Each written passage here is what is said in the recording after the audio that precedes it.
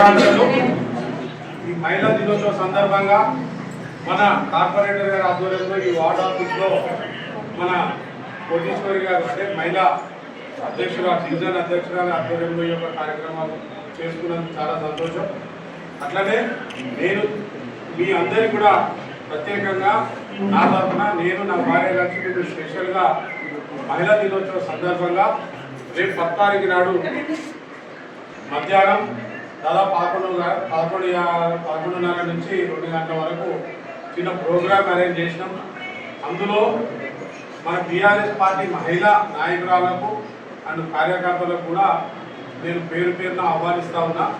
నా ఇల్లు నాగలక్ష్మి నగర్ కాలనీ మల్లపూర్లో.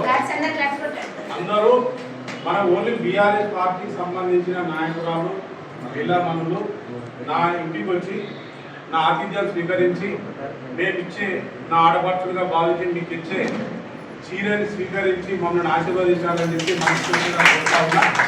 ఇదే ఆహ్వానంగా మన్నించాలి.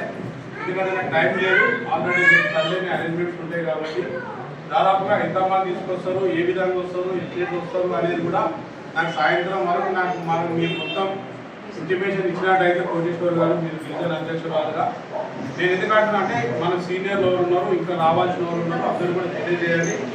నేను కూడా ఒక ఫోన్ చేయాల్సి వస్తే నాకు చెప్పండి, నేను ఫోన్ చేసి కూడా స్పెషల్గా వాళ్ళు కూడా ఇన్వైట్ చేస్తా. నేను ఆ కార్యక్రమం పెట్టుకునేది కూడా ఒక చిన్న నాకున్నది కాబట్టి ఏంటంటే ఆ రోజు నాది 37 సంవత్సరాలు పెళ్లి రోజు.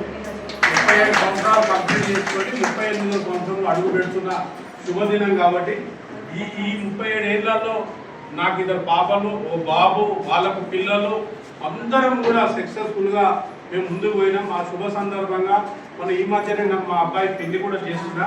కానీ మీ అందరిని గర్వలేకపోయినా అది ఇంకా నా మనసులో ఖర్చు వేస్తూ ఉంది కాబట్టి అదే అన్ని రకాలుగా పురస్కరించుకొని నా ఆడబిడ్డలుగా భావించి మీ అందరికీ కూడా చీర పెట్టాలని చెప్పి నా భార్య నా మీద చాలా ఫైట్ చేసింది.